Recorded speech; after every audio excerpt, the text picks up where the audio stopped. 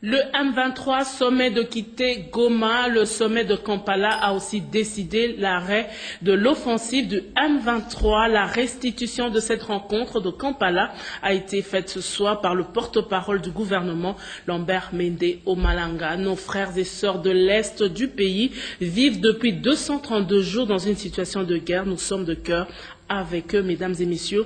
Bonsoir et bienvenue à cette dernière édition d'information sur la radio-télévision nationale congolaise. L'actualité nationale reste encore dominée par la situation dans l'est du pays où la ville de Goma est prise par le rebelle du M23. Par rapport à cette situation, le mini-sommet RDC Ouganda-Rwanda convoqué à Kampala a décidé l'arrêt de l'offensive du M23 et son retrait immédiat de la ville de Goma. Pierre Kibambe Somoïsa, reportage.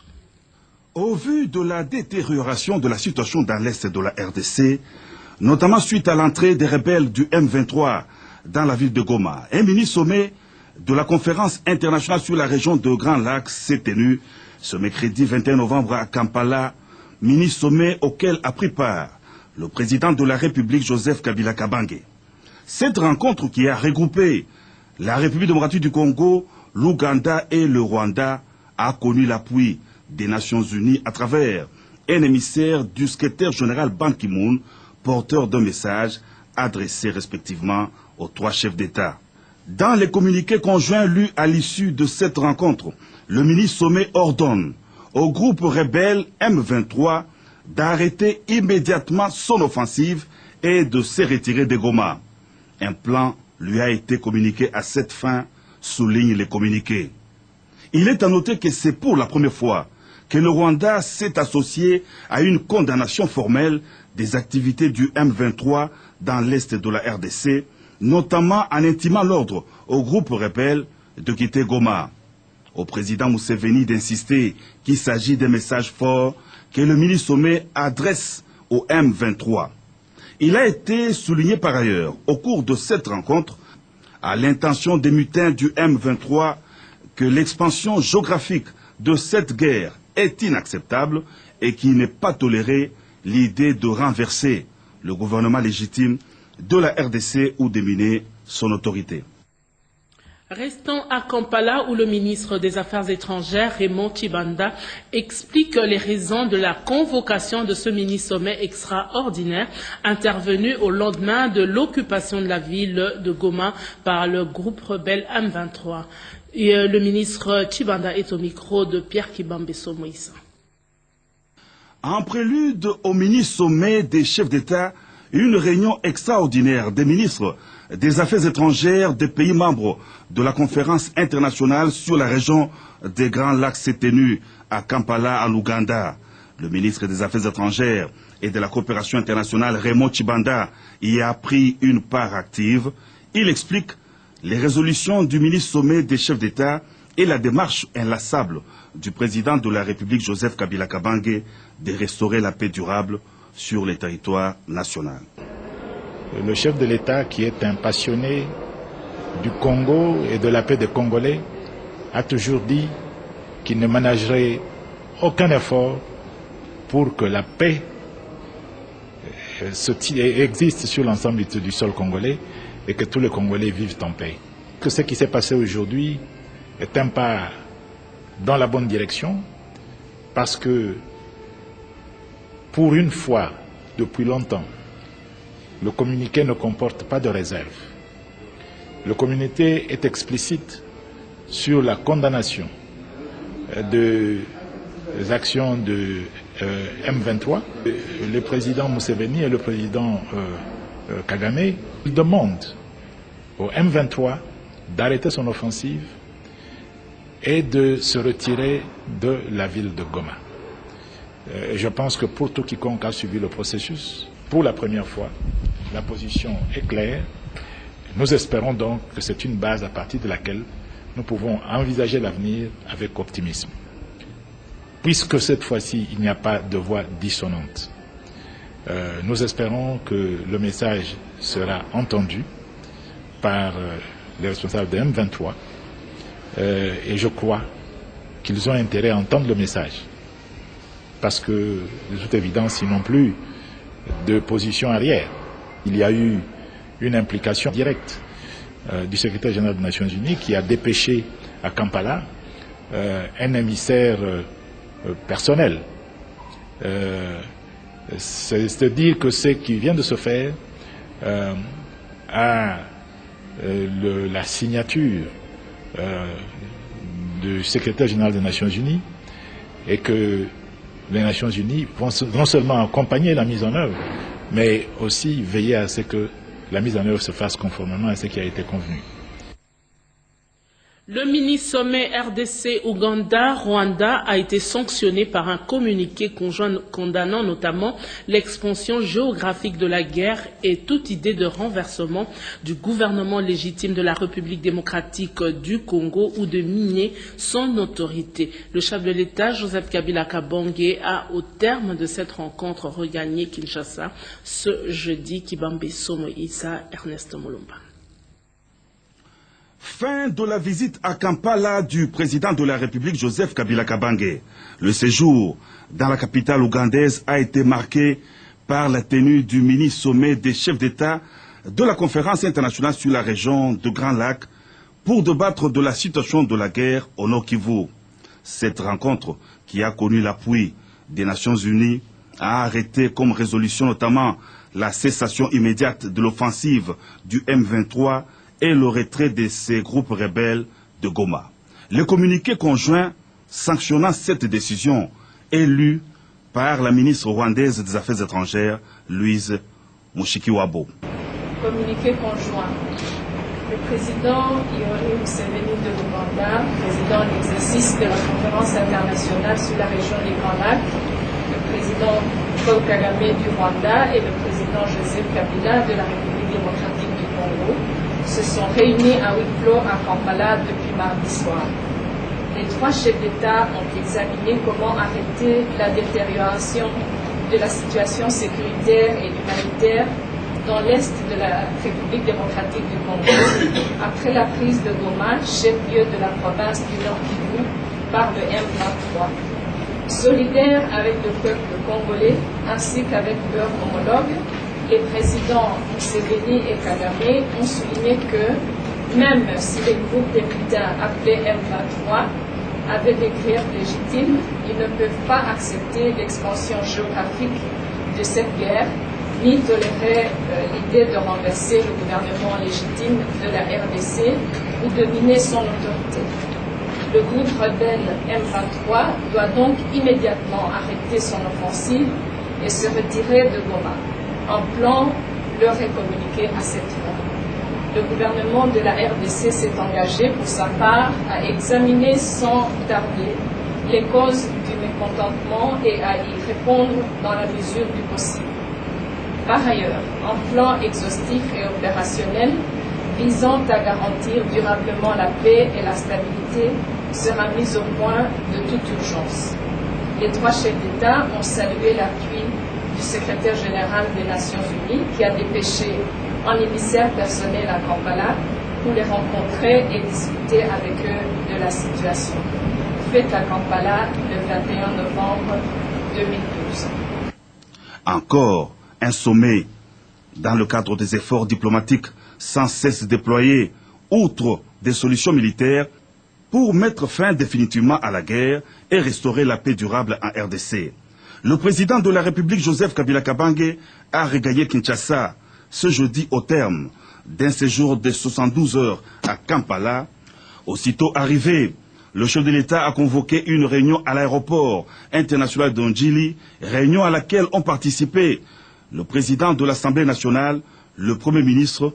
La réunion a été aussi élargie au ministre des Affaires étrangères et son collègue de la communication et médias. Rien. À Kinshasa, le porte-parole du gouvernement a restitué à la presse les résultats du mini-sommet de Kampala. Pour Lambert Mende Omalanga, le M23 a été sommé de quitter Goma. Ce sommet a aussi permis à la République démocratique du Congo de faire tomber les masques et de découvrir qu'il y a des complices congolais. Guillaume Koukoumamengi Pandji, reportage. Le sommet de Kampala du mardi 20 et mercredi 21 novembre 2012 a eu le mérite de se tenir suivant le calendrier de la CRGL, mais aussi le mérite de produire des résultats concrets, de faire tomber les masques et mettre en route un processus de paix irréversible. Le président Yoweri Museveni de l'Ouganda, Paul Kagame du Rwanda et Joseph Kabila Kabange de la République démocratique du Congo ont discuté de la paix dans la région des Grands Lacs et surtout la restauration de la paix en République démocratique du Congo.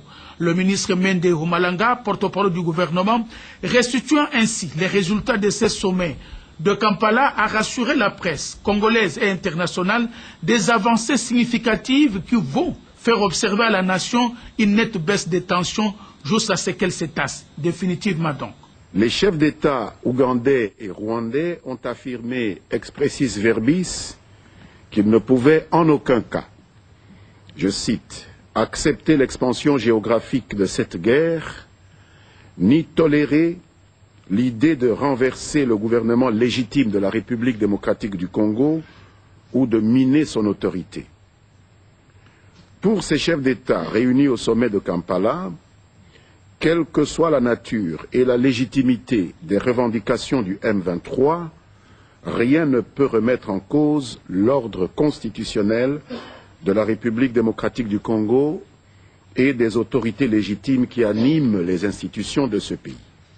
Il est important de noter que, pour la première fois, certains de ces chefs d'État prenaient publiquement position contre le M23. Ceci constitue, et nous sommes heureux d'en prendre acte, un début de baisse de la tension qui a existé et qui était montée jusqu'au paroxysme, notamment entre la République démocratique du Congo et la République du Rwanda. Le ministre Mende Omalanga a aussi évoqué la présence de la communauté internationale à ce sommet de Kampala, tout aussi les communiqués finaux qui somment le M23 de ce retrait de Goma, du fait déjà que sa tentative à saquer s'est arrêtée net. Dans leur déclaration finale, les présidents Yoweri Museveni, Paul Kagame et Joseph Kabila Kabange ont sommé les M23 de cesser leur offensive et de se retirer de la ville de Goma.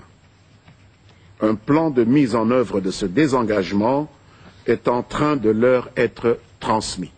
Au-delà de tout ce qui a pu être dit sur cette épreuve que la République démocratique du Congo traverse, il faut noter une forte volonté politique exprimée par ses leaders de la région de réduire les dissensions au moindre coût en vies humaines. Une telle aventure ne pouvait ne pas avoir de complices, a dit Mende Omalanga. Les masques sont tombés. Le général Amissi, dit Tango Fort, serait l'un des maillons.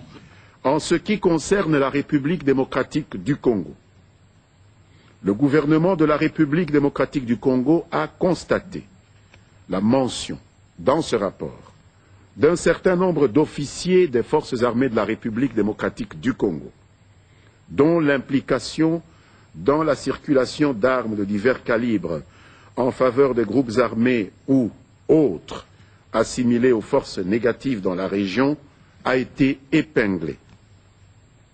À cet effet, le président de la République, chef de l'État et commandant suprême des forces armées de la République démocratique du Congo a ordonné au gouvernement de diligenter sans délai une enquête approfondie afin de déterminer les responsabilités dans ce trafic illégal et criminel. Le président de la République, commandant suprême des forces armées de la République démocratique du Congo, a pris connaissance ce jeudi 22 novembre 2012 du rapport final du groupe d'experts des Nations Unies sur la République démocratique du Congo, rendu public le mercredi 21 novembre 2012, conformément au paragraphe 4 de la résolution 2021 de 2011.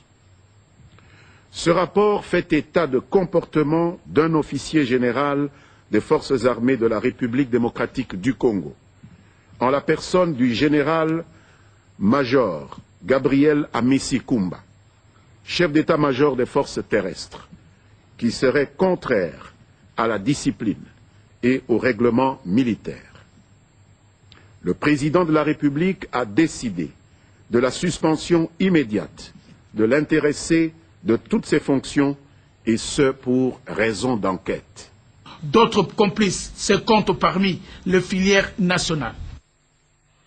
Le Premier ministre Augustin Matata Ponyo est invité demain, vendredi, pour donner des informations par rapport à la situation au Nord Kivu. Ainsi, on a décidé l'Assemblée plénière du Sénat réunie ce jeudi sous la direction de Léon Kengo Wadondo. Le point avec Bertin Ekofoïsaoso.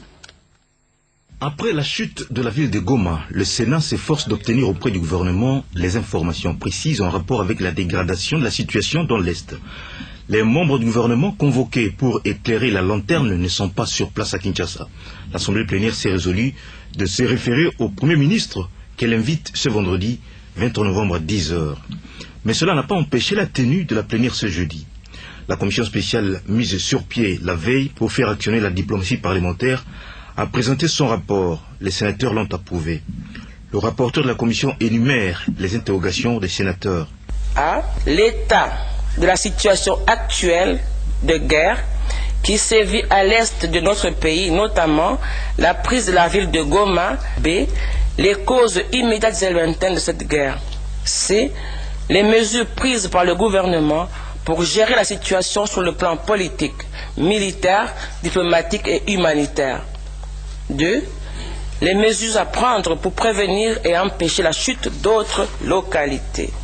Le président de la commission spéciale, Polycarpe Mongoulou, donne des éclairages sur la mission de cette commission. Le bureau du Sénat a estimé que cette commission pourra être utile pour aider au rétablissement de la paix dans cette partie de la République.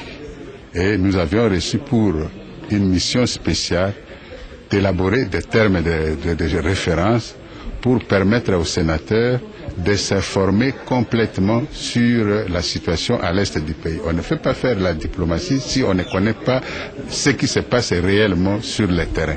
Donc, la commission que je dirige a eu le privilège de préparer des questions à l'intention du gouvernement pour permettre aux parlementaires d'être suffisamment informés afin de mener cette mission de diplomatie parlementaire. Le bureau du Sénat invite les honorables sénateurs à prendre part à la séance plénière de ce vendredi 23 novembre à 10h précises dans la salle de conférence internationale du Palais du Peuple. L'ordre du jour comporte un seul point, à savoir question orale avec débat adressé au Premier ministre sur la situation qui prévaut dans le Nord Kivu et dans la province orientale. Autre chose à présent, arrivé à Kinshasa depuis 2 mois, le nouveau représentant spécial adjoint du secrétaire général de l'ONU en République démocratique du Congo, Moustapha Soumaré, a rencontré aujourd'hui le bureau de la CENI. Les échanges ont porté sur l'évolution du processus électoral en RDC après les élections du 28 novembre 2011. Brigitte Mompani. Dans le cadre de mes fonctions, les élections vont occuper une place de choix. Donc il est clair que la CENI sera vraiment un partenaire privilégié pour moi dans le travail que je vais faire. Alors c'est pourquoi j'ai pensé qu'il était bien que je puisse au moins établir le premier contact avec le président et les membres de la commission pour leur dire que je suis là et que leur dire comment ma disponibilité aussi pour pouvoir travailler avec eux. Je puis vous dire que dans l'entretien, j'ai eu vraiment une sorte d'assurance claire du président et des membres de la commission, de leur engagement à me soutenir dans le travail que je vais faire. Mais je suis aussi et surtout, j'ai cru percevoir aussi leur compréhension et leur entente à faire en sorte que nous puissions travailler pour que au moins le pays puisse faire vraiment des élections totalement crédibles comme eux-mêmes le souhaitent. Mais je crois qu'il y aura plusieurs autres visites qui vont se faire pour que je puisse encore mieux comprendre tous les défis auxquels nous devons nous attaquer pour que les prochaines élections, éventuellement les élections provinciales et locales, puissent se faire dans les meilleures conditions. Depuis que je suis venu, j'ai eu quand même à faire un tour des différents partenaires sur les aspects des élections et c'était clair Et ils m'ont même dit de le mentionner chaque fois que j'aurai l'occasion de rencontrer les autorités, que vraiment de leur disponibilité vraiment à accompagner le pays pour les élections. Donc tout dépendra d'abord du cadre final qui sera mis en place, du chronogramme qui sera mis en place. Et comme je le dis toujours, les partenaires ne pourront que contribuer. C'est vrai que, et c'est pourquoi la contribution première devra être celle du gouvernement, et la contribution des partenaires sera en appui à ce que cela puisse se faire. Le ministre délégué aux Finances, Patrice Kitebi, a pris part dernièrement au Forum des managers des entreprises africaines tenu à Genève. Le compte rendu de son séjour dans son reportage de Rikinzuzilo Yamayawel. Renforcer le partenariat public-privé par la promotion des investissements privés en Afrique. C'est la priorité retenue aux travaux des Africaci au Forum Assise de Genève en Suisse. Pendant 2 jours, plus de 300 managers des entreprises d'Afrique et du monde, avec la participation du ministre délégué aux Finances, ont arrêté les stratégies nécessaires pour accompagner avec assurance le développement des entreprises africaines. Une occasion pour Patrice Kitebi Kibolnvoul, chef de la délégation congolaise, de faire le lobbying sur les efforts du gouvernement quant à l'amélioration du climat des affaires en République démocratique du Congo, en dépit de la guerre d'agression dont notre pays est victime. Nous sommes venus, justement, un peu en prolongement de tout le travail que le Premier ministre a fait en France, en Belgique, en Allemagne, pour sensibiliser les opérateurs économiques et les inviter davantage à venir investir dans notre pays. Nous pensons que le message est en train de passer. Dans un contexte de crise économique et financière généralisée aux États-Unis d'Amérique et en Europe, l'Afrique, avec ses potentialités de croissance ininterrompues, reste une zone économique prometteuse du monde, ont relevé les participants à cette grande rencontre internationale. Le ministre du Plan est suivi de la mise en œuvre de la révolution de la modernité à séjourné du 16 au 20 novembre dernier au Bas-Congo. Célestin Vunabandi est allé vulgariser la feuille de route du gouvernement sur le climat des affaires. Antoine Roger Bolamba, reportage. Vulgariser la feuille de route du gouvernement sur l'amélioration du climat des affaires et des investissements et s'assurer de sa mise en application par les administrations publiques, c'est l'objet principal de la mission officielle effectuée du 16 au 20 novembre 2012 par le ministre du Plan et suivi de la mise en œuvre de la révolution de la modernité dans la province du Bas-Congo. À la ville de Matadi, Célestin Vunabandi Kanyamihigo a commencé son périple par la visite des installations de la division urbaine du Plan sur l'avenue Kalakala. Dans le cadre de la même mission, il en a profité pour évaluer les capacités et les structures d'accueil des directions provinciales de l'Institut national de la statistique dans une perspective d'installation des organes provinciaux du recensement général de la population et de l'habitat qui intervient dans un futur proche. J'étais ici au mois d'août passé, j'ai eu à visiter l'ensemble de locaux qui abritent nos services, donc la division provinciale du plan, mais également l'Institut national de statistique, mais également les centres de calcul qui est en construction ici à côté. Je dois me réjouir que les choses ont bougé, les choses ont avancé. D'abord, les bâtiments de la division ont été réhabilités. Les peu de moyens qu'on a pu disponibiliser ont été bien gérés par les responsables de la division. Nous en sommes très contents. Mais également, nous constatons que les travaux ont continué au niveau du centre de calcul. Les choses évoluent bien. Et je crois que nous sommes très fiers de ce qui se passe. Le bâtiment qui va abriter le centre de démonstration agricole est déjà en pleine construction Ansélé, constat du ministre de l'Agriculture qui a aussi dialogué avec le personnel du DAIPEN pour sa relance. Floribert Kenanga Moussachi nous en parle. Le ministre a visité le chantier du centre de démonstration agricole en construction par l'entreprise ZTE et il a été rassuré quant à la livraison des bâtiments dans les délais prévus. Ce centre assure déjà, dans un premier temps, 60 emplois permanents aux Congolais sous l'encadrement de 10 cadres chinois. Centre pilote qui va recevoir des stagiaires de tous les pays. C'est en quelque sorte la plus grande ferme-école que nous aurons dans le pays, autour de laquelle vont se greffer des fermes-écoles maintenant dans les provinces. À la fin de l'année 2013, je viendrai inaugurer ce centre d'entraînement technique agricole pilote dans notre pays. Ensuite, le ministre a engagé un dialogue avec le personnel du DAIPN le domaine agro-industriel présidentiel de Nsele pour sa relance par un partenariat public-privé. L'objectif est la protection de l'emploi, mais en garantissant aux privés gestionnaires le bénéfice pour l'investissement consenti, sans aliénation du patrimoine qui demeure propriété de l'État congolais. Ici, c'est du commerce. C'est une activité économique, non? Donc, nous devons demander dans ce cahier de charges, qu'est-ce que nous demandons à la personne qui va gérer l'affaire? Les travailleurs, nous devons aussi protéger l'emploi. Nous devons reprendre la ferme, mais avec une gestion privée. Il y a déjà des entreprises qui sont intéressées. Rapidement, j'aimerais qu'avant la fin de l'année, on ait signé un contrat pour la reprise des activités ici avec un partenaire privé.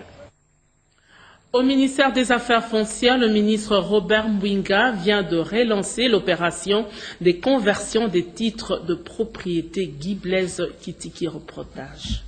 La continuité de l'État, la preuve en a été donnée au ministère des Affaires foncières. Le professeur Robert Mwinga Bila va relancer l'opération conversion des titres de propriété sur des immeubles et l'octroi des titres de propriété, opération initiée par son prédécesseur. L'opération consiste à remplacer les livrets des logeurs au profit du certificat d'enregistrement reconnu par la loi. Les conservateurs des titres immobiliers, les chefs des divisions de cadastre et même l'hôtel de ville de Kinshasa, tous sont mis à contribution pour la réussite de cette opération. Cette campagne, qui débutera ce 3 décembre, se fera conjointement avec le bourgmestre et les chefs de quartier, en compagnie des agents des affaires foncières qui seront munis de formulaires auprès des propriétaires. Nous allons effectivement procéder à la conversion des titres de propriété sur les immeubles. Nos compatriotes détiennent des documents qui ne constituent plus, au terme de la loi, le titre de propriété. Par exemple, les livrets de logeurs, ce n'est pas un titre de propriété. Ce que nous voulons faire, et c'est une loi qui a été prise et qui nous le demande, c'est de pouvoir remplacer les livrets de logeurs par le certificat d'enregistrement. Comme titre de propriété, nous allons également octroyer à ces compatriotes-là le fameux titre de propriété, c'est-à-dire le certificat d'enregistrement. Peu avant, le ministre Robert Mwinga Bila s'est entretenu avec une délégation des investisseurs chinois de la société China Geo Engineering Corporation International, conduite par son directeur général, Liu Xia. Cette entreprise sollicite l'obtention d'un site pour la culture du riz, car la République démocratique du Congo passe de commandes croissantes de riz chaque année.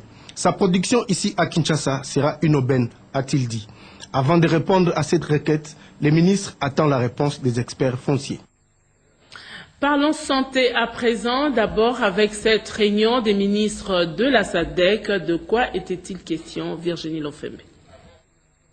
Le ministre de la Santé publique, le Dr Félix Kabange-Numbi, vient de participer à la réunion conjointe des ministres de la Santé et des ministres chargés de la lutte contre le VIH et le sida à Maputo, au Mozambique. À l'issue de ces assises, le ministre de la Santé publique s'est exprimé. Il y a eu une quinzaine de grandes décisions qui ont été prises dans le sens tout simplement d'amélioration de la qualité de vie au niveau des pays de la SADC et bien sûr aussi de l'accompagnement des différents pays sur les différents processus de santé qui sont enclenchés dans la sous-région. Nous avons fini par la célébration de la journée du paludisme de la SADC qui est célébrée chaque année en marge justement de la réunion des ministres de la Santé de la SADC. Il est important de noter que la présence de la RDC a été très remarquable parce que, vous savez, il y a un certain nombre de décisions où malheureusement nous n'avons pas pu participer aux travaux préparatoires, mais les experts de la RDC ainsi que notre présence à ces assises de la réunion ministérielle ont permis justement de donner les différents amendements en ce qui concerne la politique de la RDC pour que nous nous retrouvions quand même dans les différentes décisions qui sont prises. Et comme la RDC est parmi les pays qui cotisent sans beaucoup de problèmes, donc nous pourrons jouir également des différents projets qui pourront être financés au niveau de la République. Ce qui est important, c'est que nous avons décidé dans le même temps de mettre une unité de coordination des activités de santé au niveau de la SADC pour que nous soyons toujours présents à temps et que nous puissions soumettre nos projets dans le délai ainsi que les différents rapports dans les délais. UNFPA élabore en ce moment son programme pays 2013-2017. Jacques Chibouaba-Meji pour le commentaire. La fin du mois de décembre 2012 marque aussi la fin du 3e programme de coopération RDC, Fonds des Nations Unies pour la population 2008-2012. Ainsi, un nouveau cycle programmatique 2013-2017 doit commencer. C'est ce qui justifie l'ouverture ce mercredi 21 novembre à l'hôtel Luntu d'un atelier d'élaboration du programme pays 2013-2017 du bureau décentralisé de Kinshasa.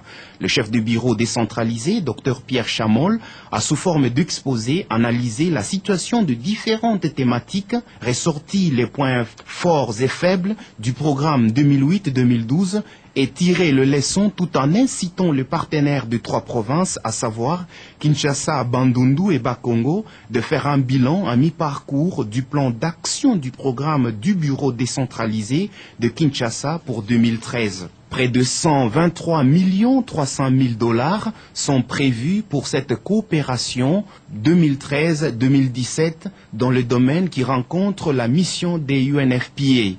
Il s'agit de la santé maternelle et néonatale qui bénéficie de 21 millions de $ américains, la planification familiale 37 millions de $ américains, le VIH-Sida 6 600 000 $ américains, l'égalité du genre et droits spécifiques 22 millions de $ américains, ainsi que le recensement 36 400 000 $ américains. Terminons ce journal par cette conférence de presse dans le secteur de l'environnement. La coalition nationale contre l'exploitation illégale du bois en République démocratique du Congo dit non à l'exploitation abusive des forêts. Car ce type d'exploitation menace les forêts congolaises et va à l'encontre des lois et réglementations en vigueur pour la gestion durable des ressources forestières. Les Fonds mondiaux pour la nature, la GIZ, UCN, AFD, FIB, REPALEF, représentants de la société civile nationale et internationale ont reconnu les efforts fournis par le gouvernement congolais pour l'assainissement du secteur forestier. Le texte a déjà été aussi déposé à la primature à son Excellence le Premier ministre et nous attendons maintenant sa réaction. Nous avons demandé audience auprès du Premier ministre et éventuellement nous espérons pouvoir le rencontrer. Malheureusement, la mise en application de cette réglementation pose problème. Il s'agit notamment l'octroi des permis illicites par les autorités centrales et décentralisées, la contradiction entre certains textes d'application, l'implication de divers services publics favorisant l'exploitation et l'exportation illégale du bois, ainsi que l'inefficacité des services du contrôle et tant d'autres. Les défenseurs de la forêt recommandent au ministère de l'Environnement l'annulation de l'arrêté 0011, la révision de l'arrêté 035 relatif à l'exploitation artisanale, la promulgation du décret de concession forestière des communautés locales et tant d'autres. Ce en vue d'une gestion durable des forêts en RDC. Le rappel de titre, le M23 sommet de quitter Goma, le sommet de Kampala a aussi décidé l'arrêt de l'offensive du M23. La restitution de cette rencontre de Kampala a été faite ce soir par le porte-parole du gouvernement, Lambert Mende Omalanga. Fin de ce journal réalisé par Simon Kankolongo et René Ngwangu Elubu, coordonné par Brigitte Mopane, sous la direction de Guillaume Koukoumamengi Panji. Il a connu le concours rédactionnel de Jacques Chibobois Meji. Demain 7h, Max César Locaté. Je vous retrouve prochainement. Au revoir.